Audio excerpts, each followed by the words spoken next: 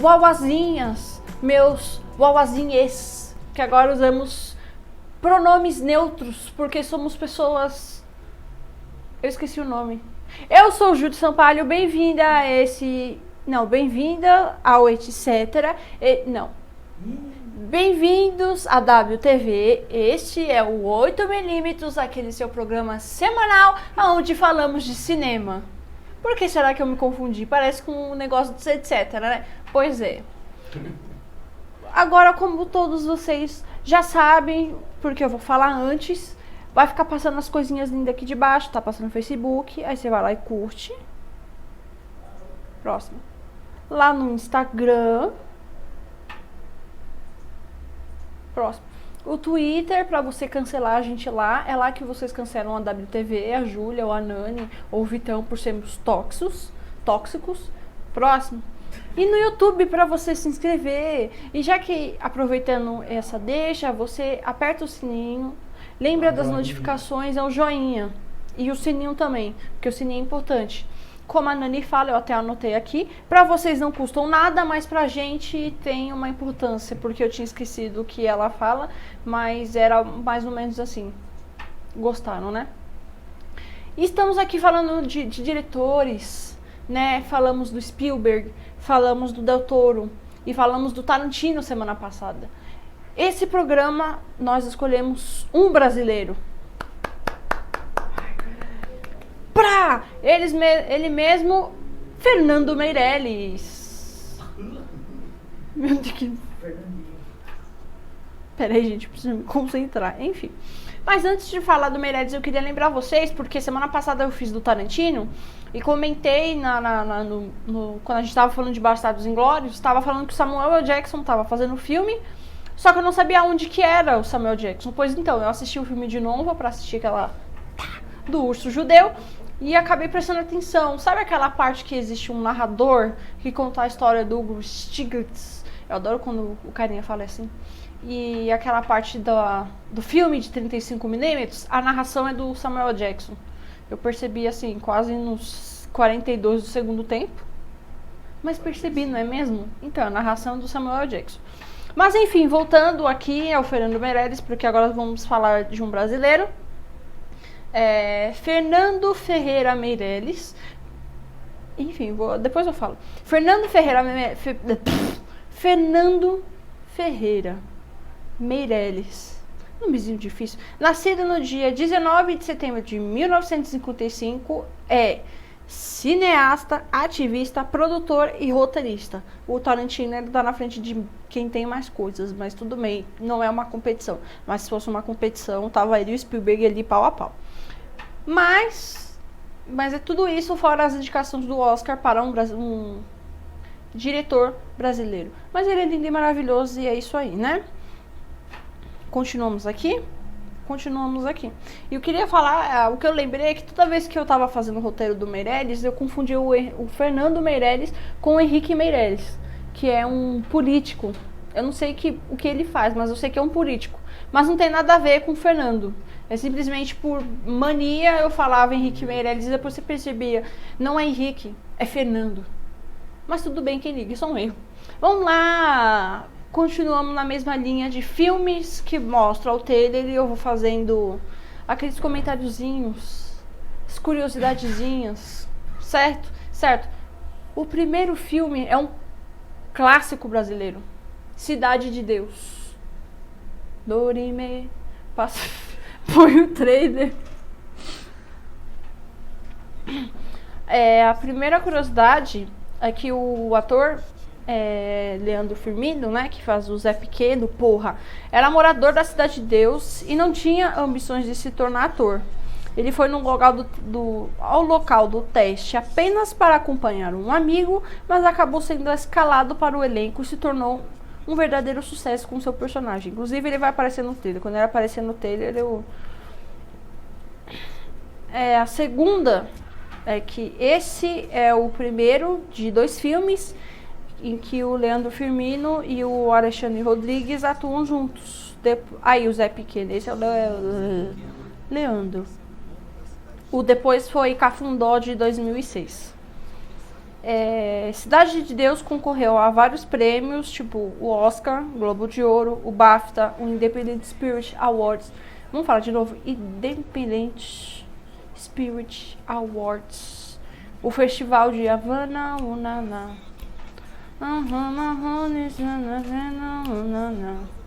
Parei. Vários outros aqui que eu não anotei porque era muita coisa. E esse é o eleito o 8º melhor filme nacional de todos os tempos, segundo o Abracine, que é a Associação Brasileira de Críticos de Cinema, e também é o filme mais bem colocado na lista de produzidos desse milênio. Várias coisas que eu também não coloquei, porque geralmente eu vou colocando nas curiosidades, mas às vezes quando eu tô falando eu não coloco porque eu acho que vai ficar coisadinho.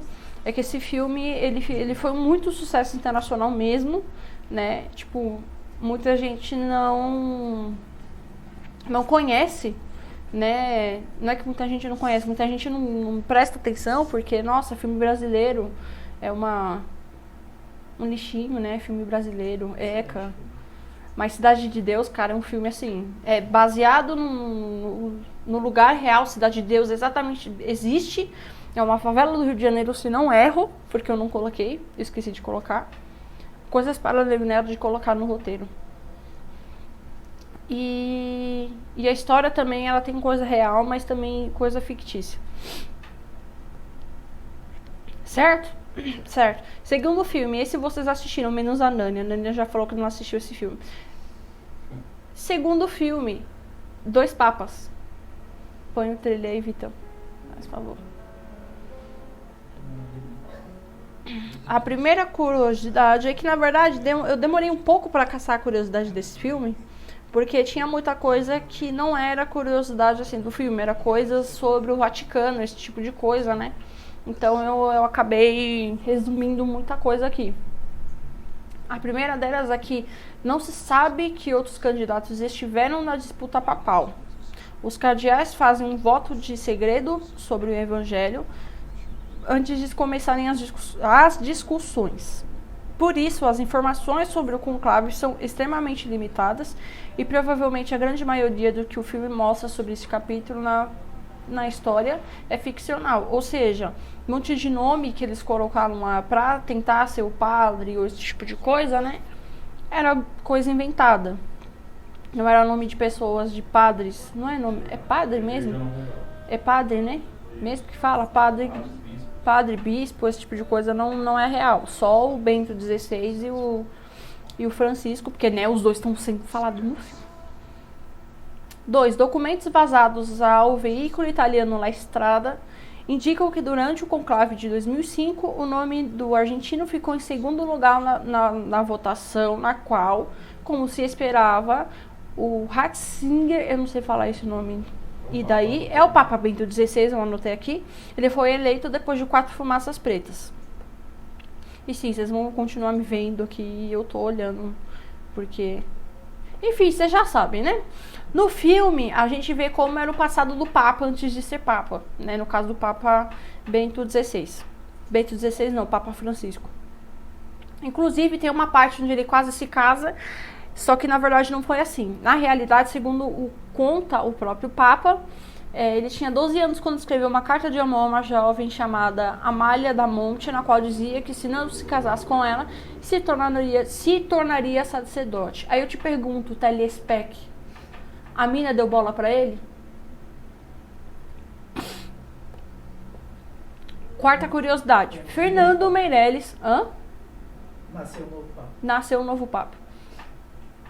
Fernando Meirelles, que não nega sua simpatia por Francisco, acredita que seu retrato do Papa Emérito, que palavra é essa?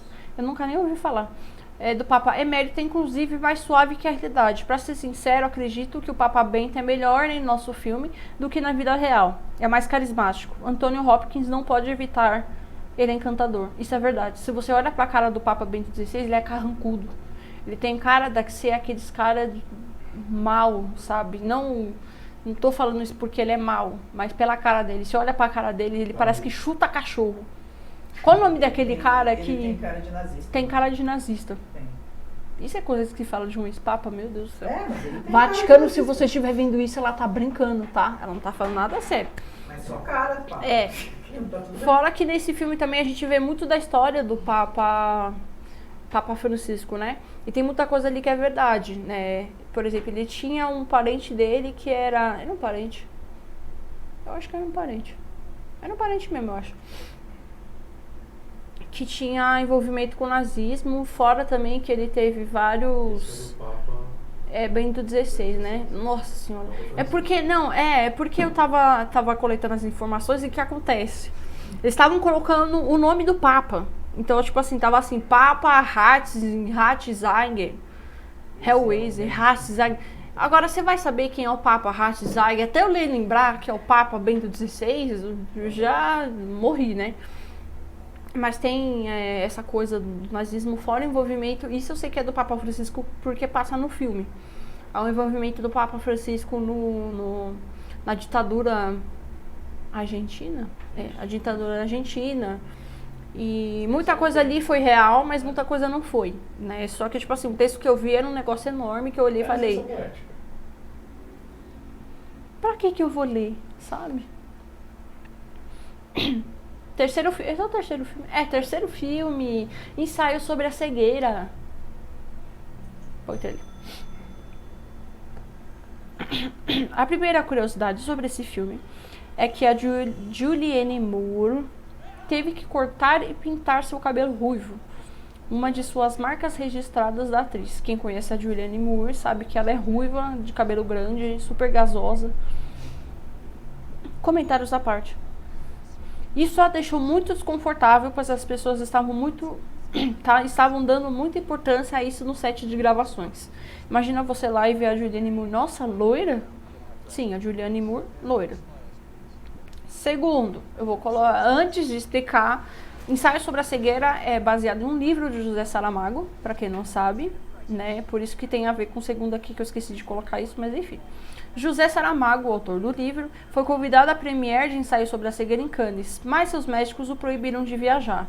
Desta forma, o diretor Fernando Meirelles foi até Lisboa para lhe mostrar o filme. Isso sim que é uma coisa legal, né?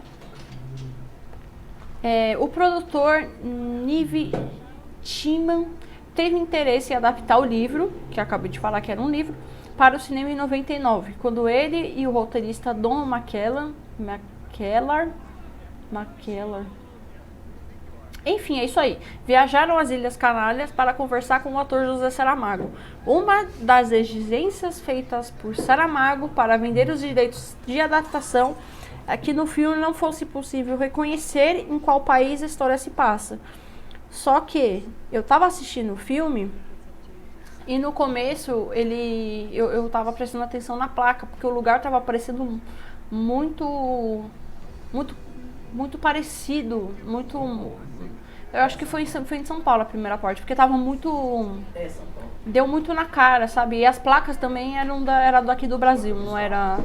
As placas do carro, né? Não era diferente, então... Deu pra perceber que o começo foi gravado aqui em São Paulo. Agora o resto eu não sei. Durante o processo de preparação dos filmes, os atores, figurantes e toda a equipe sentiram que viver como um deficiente visual. Ou seja, eles foram vendados, levados de carro para um lugar desconhecido e deixados na rua. Sempre havia alguém da produção para ajudar os cegos, mas mesmo assim o diretor afirmou que alguém sempre entrava em colapso. Igualzinho no filme. Quem assistiu o filme sabe assim, o final te dá uma agonia, mas uma agonia. Nossa senhora, a cena da Julianne Moore no mercado, nossa, é uma agonia. Eu sinto agonia aqui, ó. Meu coraçãozinho assim, ó, sabe? Dói. Já é o quarto filme? Já é o quarto filme, olha só. Quarto filme. O título desse negócio aqui, desse filme, me vai lembrar um louvor crente. O jardineiro fiel. Põe o trailer.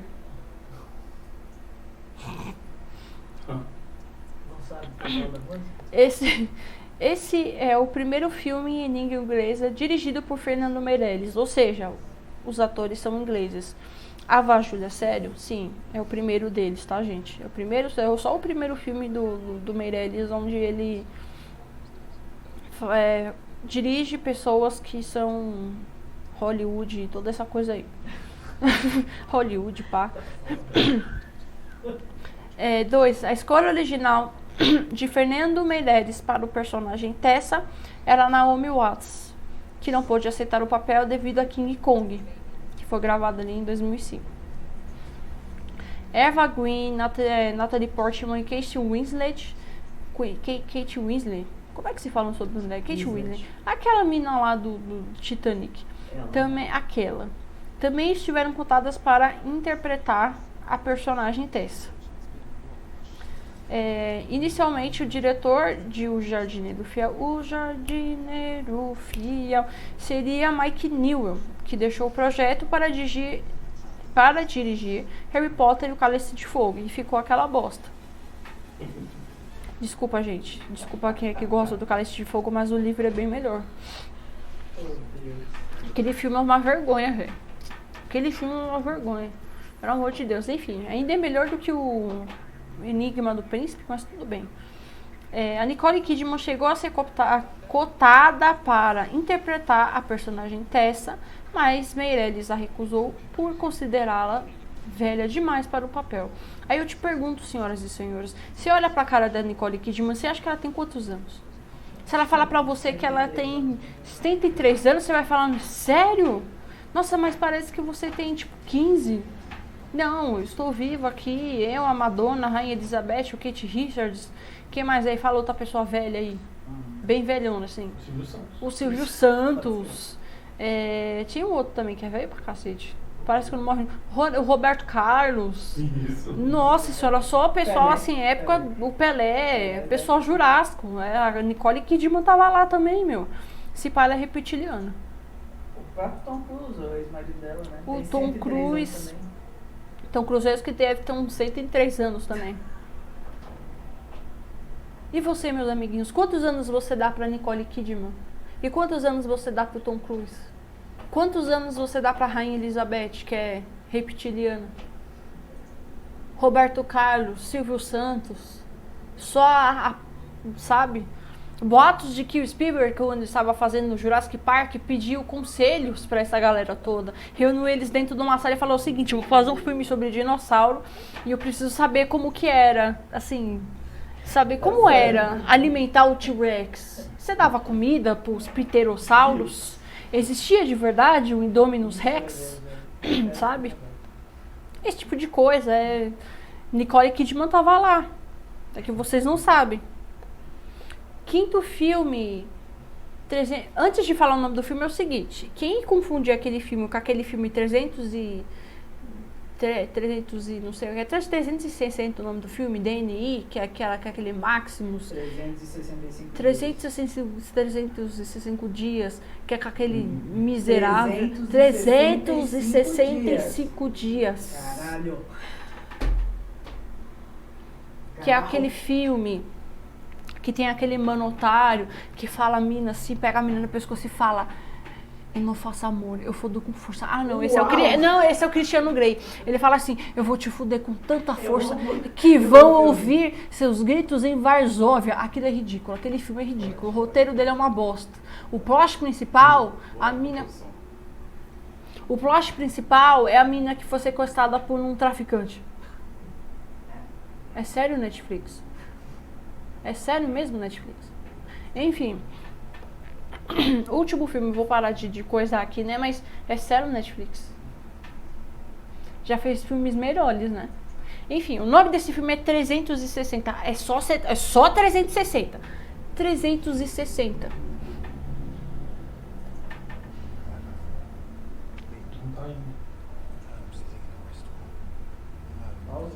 Senhoras e senhores, deu problema técnico aqui, mas não tem problema, nós continuamos falando. Olha aqui a minha carinha. Aí, ó, só foi eu falar. Segundo Fernando Meirelles, ele procurava escrever um conto de comédia, mas acabou fazendo o projeto para a direção do filme. Fazendo o projeto para a direção do filme. Enfim. Ainda segundo o diretor, o filme ainda segundo o diretor do filme, vírgula, ao rodar todo mundo, ele sentiu uma essência para que 360 fosse rodado em vários países. Deve ser por isso que o filme se chama 360. Será? O filme teve filmagens em vários países como a Áustria, Brasil, França e Reino Unido, rodados em apenas 3 meses.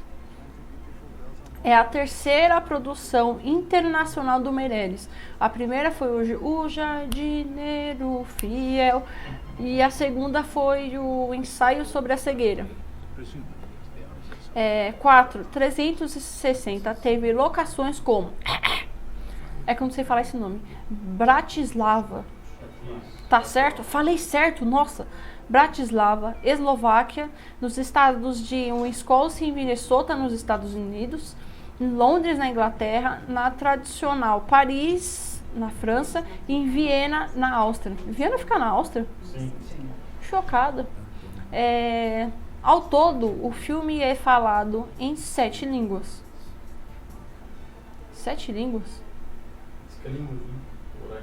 7 línguas. E tem a Maria Flor ainda. Acho tão bonitinho a relação dela nesse filme. Enfim, o Jardineiro Fiel. Esse foi um filme um pouquinho mais difícil para mim achar as curiosidades, exatamente porque quando eu colocava 360 no Google, curiosidade sobre o filme 360, aparecia quem? Eu vou te fuder com tanta força que vão abrir os seus gemidos em Varsóvia. Pois é.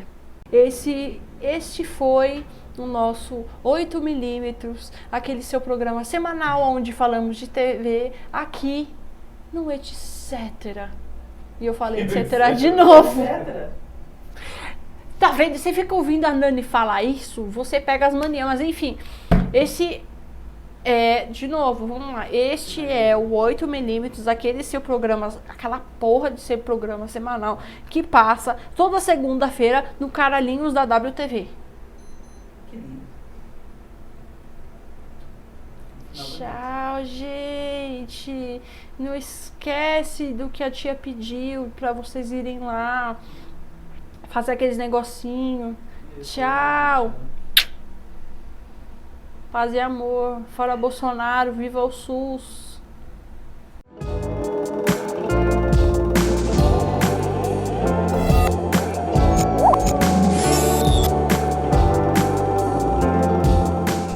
É a tristeza da minha vida. É aquilo assim que... com esse programa sobre o diretor brasileiro, né? Eu ia falar Henrique Meirelles de novo. Mano, quem é Henrique Meirelles? O que ele é, Vitão? Político. Mas você sabe o que ele faz na política? Vamos ver se o Vitão lembra. É porque eu não sei, eu nem procurei. Mas enfim, ele é um cara legal? Ele concorreu a presidência. Perdeu pra quem? Bolsonaro. Henrique Meirelles. Ah! Nossa, gente, eu tô esquecendo. É um velhão de 320. Esse também é um cara do que o Spielberg procurou pra falar sobre Jurassic Park. Pode parar, lembrei. Eu tenho mania de esquecer. Na verdade, eu esqueci porque a gente fala. O nome do cara é Fernando. Na verdade, o pai do Fernando Meirelles, que é o diretor que a gente tá conversando, ele é tipo gastroenterista. Gastroenterista. Não tem nada a ver com político. Não tem nada a ver com político, pra você ter noção de moto filha da puta. Pra você ver que não tem. Sabe? Vou ter que mudar a indicação do 8mm pra 18, porque eu acabei de xingar a moto. Mas não tem problema não, tá? É o seguinte. Não mostrando os peitos. Não mostrando. Mas por que? Porque senão aí seria 18. Mas eu quero mostrar os peitos agora. Não, melhor não. O Vitão, antes da gente começar o programa, ele falou assim, fica olhando mais pra TV. Agora eu tô... Olha mais pra câmera. Agora eu tô falando pra câmera e ele falando ali. Eu tipo... Porque eu tô te vendo como se fosse... Ele é lindo, gente. Então, que eu tava falando do pai do Meirelles. Ele é gastroenterista, não tem nada a ver com política. Não tem nada a ver com política. Eu até procurei pra ver se eles tinham alguma coisa a ver com o Henrique Meirelles. Não, não tem não. Eu que sou louca. Toda hora fico falando Meirelles, do Henrique Meirelles. Não tem nada a ver. Mas tá tudo bem, né? A gente passa assim. Como é o nome do diretor mesmo? Fernando Meirelles. Fernando Ferreira Meirelles. Nomezinho difícil. E o filho dele é bonito. É, tipo, um tigre triste comeu 3 pratos de trigo. Enfim, parei de enrolar.